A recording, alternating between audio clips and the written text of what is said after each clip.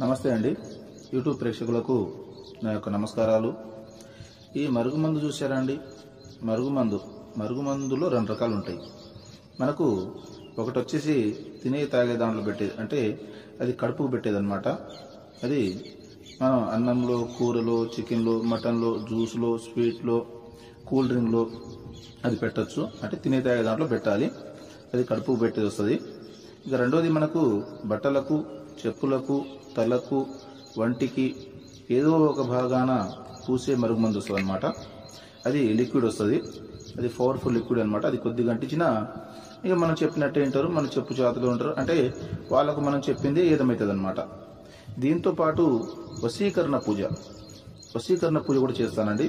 చాలా సంవత్సరాల నుంచి చెడిపోయిన భార్యాభర్తలు కానీ, ప్రేమికులు కానీ, పిల్లలు కానీ, ఎవరైనా కానీ చాలా సంవత్సరాల నుంచి చెడిపోయిన వాళ్ళని పీర్ల ద్వారా, వాళ్ళ ఫోటోల ద్వారా నేను వశీకరణ పూజ చేస్తాను.